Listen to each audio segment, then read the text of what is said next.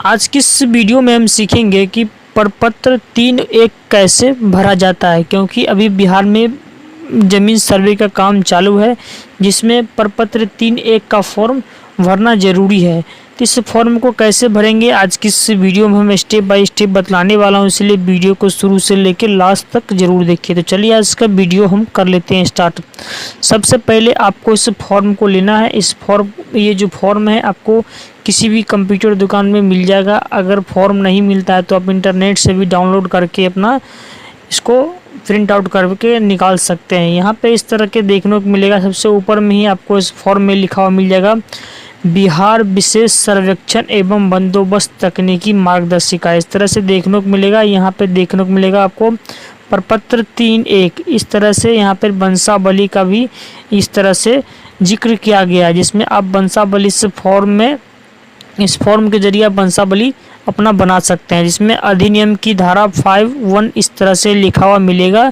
उसके नीचे में देखने को मिलेगा सेवा में, तो सेवा में यहाँ पे लिखने को मिलेगा शिविर प्रभारी। तो शिविर प्रभारी को आप इस फॉर्म को दे रहे हैं तो यहाँ पे आपको अंचल का नाम, तो अंचल का नाम कौन सा अंचल का नाम देना है, तो जहाँ पे आपका ज़मीन पड़ता है जिस अंचल के अंतर्गत उसी अंचल का नाम इस बॉक्स में फिल करना है। उसके नीचे में जिला का नाम, तो जिला का नाम आप जो है आपका ज़मीन जिस जिला में पड़ता है उसी जिला का नाम देना है, ना कि अपना जिला का नाम जहाँ रहते हैं वहाँ का एड्रेस नहीं भरना है। यहाँ पे इस ज़मीन के बारे में है तो आपका ज़मीन जिस अंचल के और जिला के अंतर्गत आता है वही आपको एड्रेस इसमें फिल करना है। उसके साथ ही आपको देखने को मिलेगा यहाँ पर विषय में देखने को मिलेगा स्वयं की वंशावली समर्पित करने के संबंध में महाशय उपरोक्त विषय के संबंध में सूचित करता हूँ। कहना है कि मैं हम लोग, यहाँ पे आपको 2 ऑप्शन दिखाई दे रहा है। मैं का मतलब ये हुआ कि अगर आप सिंगल भाई हैं तो आपको मैं रहने लिखा हुआ ठीक है। अगर आप 2, 3 या 4 भाई हैं तो आपको हम लोग रहने देना है, तब फिर मैं को काट देना है। जैसे इस केस में 3 भाई हैं तो यहाँ पे अभी मैं को काट दूंगा और हम लोग रहने देंगे। उसके बाद यहाँ पे देखने को मिलेगा श्री और श्रीमती। अगर आप जेंट्स हैं तो यहाँ पे श्री रहने देना और श्रीमती को यहाँ से काट देना है। तो इस केस में हम क्या करेंगे श्री, क्योंकि ज़्यादातर मर्द के नाम से ही ज़मीन होता है, तो यहाँ पे क्या करेंगे श्री को रहने देंगे और श्रीमती को यहाँ से काट देंगे। जैसे हमारे केस में 3 भाई है तो पहला भाई का नाम है सोहन यादव, तो यहाँ पे उनका पिताजी का क्या नाम है, तो धनेश्वर यादव। इस तरह से आपको लिखना है। उसके बाद ये सोहन यादव है, इनके कौन लगेंगे, पुत्र पुत्री जो भी है, यहाँ पे आपको अपने अनुसार इस तरह से फॉर्म को भरना है। जैसे इसी तरह से तीनों भाई को यहाँ पे नाम मेंशन कर देना है। अगर 3 से अधिक भाई है, कोई 4 भाई है, कोई 5 भाई है, कोई 6 भाई है, तो इस तरह के फॉर्म में आपको 3 ही फॉर्मेट मिलेगा। अगर चाहते हैं कि ज़्यादा कॉलम वाला हमें फॉर्म चाहिए, 4 भाई 5 भाई का वाला ऑप्शन हमें खाली जगह चाहिए, तो आप हमें कमेंट कीजिए, हम आपको इस तरह के फॉर्मेट बना के आपको दे देंगे कि आपको 4 भाई या 5 भाई का जो आप नाम इसमें डाल सकते हैं। तो इस तरह के आपको यहाँ पे सभी का नाम देना है और सभी का पिताजी का नाम डालना है। सबसे पहले आपको मैं वंशावली दिखाता हूँ कि वंशावली आपको कैसे बनाना है। जैसे कि मान चलिए यहाँ पे वंशावली यहाँ पे ऊपर में लिखा हुआ मिल जाएगा। वंशावली लिखने के बाद जैसे जिनके नाम से ज़मीन है, जहाँ से आपका ज़मीन, जैसे पुश्तैनी अगर ज़मीन है आपका, और जहाँ जिनके नाम से खतियान है उनके नाम से उनका नाम सबसे ऊपर में रहेगा। जैसे हमारे केस में मंगनी लाल यादव का नाम से खतियान है तो उनका नाम ऊपर में डाल दिए हैं। उसके बाद मंगनी लाल यादव के कितने लड़का है, तो 1 लड़का है, उनका क्या नाम है, तो धनेश्वर यादव। तो जिनका आप इनके कितना लड़का है वो आप जो है अपने अनुसार यहाँ से डाल सकते हैं। उसके बाद धनेश्वर यादव के कितना लड़का है, तो एक सोहन, मोहन और रोहन। इस तरह से आपको वंशावली पहले कागज़ पर बना लेना है। कागज़ पर बनाने के बाद फिर से आपको इस 3(1) फॉर्म को भरना है। तो यहाँ पे हम आगे इस तरह से यहाँ पे तीनों को भाई का नाम यहाँ डाल दिए हैं। डालने के बाद आपको क्या करना है, पुत्री या पत्नी का नाम इसमें आपको इस कॉलम को छोड़ देना है। यहाँ पे आपको कुछ नहीं भरना है। निवासी के बारे में बता दूँ तो निवासी अब कहाँ का है, तो आप अपने गांव का नाम दे सकते हैं। उसके बाद ग्राम में भी अपना गांव का नाम देंगे। उसके बाद थाना, तो थाना में आप किस थाना के अंतर्गत या जहाँ थाना कौन, जो थाना में आप जहाँ पे पुलिस केस होता है उसी को थाना बोला जाता है। एक थाना होता है ज़मीन का थाना नंबर, एक होता है थाना जहाँ पुलिस केस होता है। तो तो ये थाना जो है पुलिस केस वाला थाना है, तो ये थाना का नाम आप डालेंगे। अंचल का नाम, तो अंचल का नाम अपना अंचल का नाम डालेंगे। उसके बाद यहाँ पे जिला का नाम डालेंगे।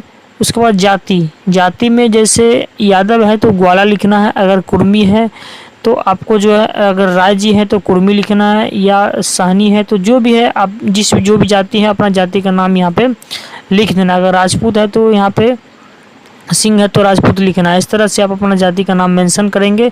उसके बाद यहाँ पे लिखा हुआ मिलेगा कि ने भूमि जिसका विवरण आवेदन के साथ संलग्न प्रपत्र 2 में अंकित है। जो आपने प्रपत्र 2 फॉर्म भरे हैं, अगर प्रपत्र 2 फॉर्म भरना नहीं जानते हैं तो हमारे इस चैनल पर पहले से वीडियो डाला हुआ है, वीडियो को देखकर आप प्रपत्र 2 फॉर्म भर सकते हैं। उसके बाद जैसे यहाँ लिखा हुआ अंकित में स्वर्गीय, तो इनके जो पिताजी हैं रोहन सोहन मोहन के पिताजी हुए, उनको मृत्यु हो चुका है, तो उनका नाम यहाँ पर डालेंगे। तो उनका नाम जैसे धनेश्वर यादव, स्वर्गीय पहले से लगा हुआ है धनेश्वर। अगर जीवित रहते तो पहले इनका नाम ही आता, यहाँ पे उसके बच्चे का नाम नहीं आता, इसलिए डेट कर गए तो इनका नाम धनेश्वर यादव हो गया। उसके बाद धनेश्वर यादव के पिताजी का क्या नाम है, तो मंगनी लाल यादव, यहाँ पे स्वर्गीय लगा देना है, उनके पिताजी का नाम देना है। ये धनेश्वर यादव कहाँ के रहने वाले हैं, किस ग्राम के, उस ग्राम का नाम देना है।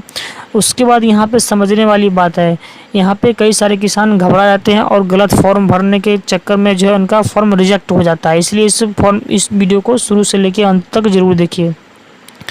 यहाँ पर देखिए लिखा हुआ राजस्व ग्राम। राजस्व ग्राम का मतलब ये है कि जहाँ पे आपका ज़मीन है, जिस गांव के अंतर्गत आपका ज़मीन आता है, वहाँ का एड्रेस आपको इस यहाँ पे नीचे वाले बॉक्स में डालना है। उसके बाद ये ज़मीन है किस अंचल के अंतर्गत आता है वो नाम देना है। उसके बाद लिखा हुआ मिलेगा कि के जमाबंदी क्रमांक संख्या, तो जमाबंदी अगर आपको मालूम है तो डाल सकते हैं, जैसे हमारा जमाबंदी 1040 है तो यहाँ पर अपना जमाबंदी नंबर हम डाल दिए हैं।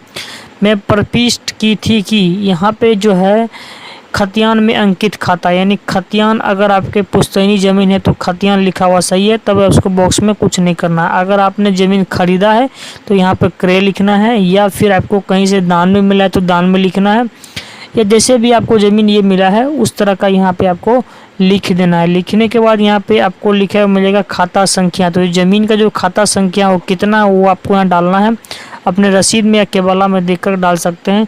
उसके बाद यहाँ पर खेसरा संख्या, तो खेसरा संख्या आपका इस खाता में कितना खेसरा संख्या वो आप यहाँ से डालेंगे। यहाँ पे बहुत जगह कम है, इसके चलते यहाँ पे छोटा छोटा यहाँ पे आपको लिख देना है। लिखने वाला रकबा जो है आपको डिसमिल और एकड़ में डालना है, तो टोटल इस खाता में कितना एकड़ और कितना डिसमिल है वो आपको इस तरह से भर लेना है। भरने के बाद यहाँ पे लगान के बारे में बता दूँ तो लगान आपको पता है कि कितना आपके सालाना रसीद कटवाते हैं तो वो डाल सकते हैं, नहीं तो इसको छोड़ सकते हैं। ये उसके बाद लिखा हुआ है का उत्तराधिकारी बंटवारा, यहाँ पे बता दें अगर आपका पुश्तैनी ज़मीन है तो यहाँ पे बंटवारा का ऑप्शन जो है इसको काट देना है, उत्तराधिकारी लिखना है। या अगर आप तीनों भाई में पहले से बंटवारा हो चुका है तो यहाँ पे आपको उत्तराधिकारी के काट के बंटवारा वाला ऑप्शन पे रहने देना है। इस तरह से आपको फॉर्म को भरना है। उसके साथ ही नीचे में जैसे मैंने आपको बताया कि अगर सिंगल आदमी है तो मैं रहने देना, अगर एक से अधिक आदमी है तो यहाँ पर हम लोग को रहने देना है।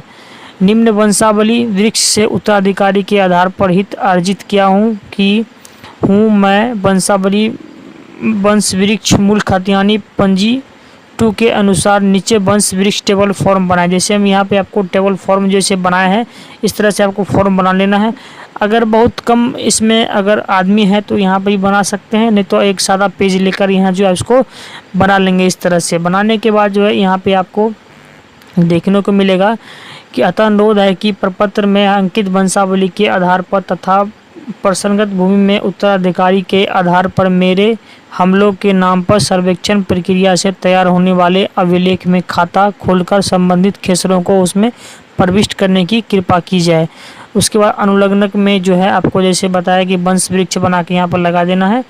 उसके बाद यहाँ पर विश्वासभाजन में आपको याचिकाकर्ता जो है उनका हस्ताक्षर को एक भाई यहाँ पे अपना हस्ताक्षर कर लेंगे। तो इस तरह से आप अपना फॉर्म को भर के और अपने ने जहाँ पे आपका जो कैंप लगा हुआ है सर्वे का वहाँ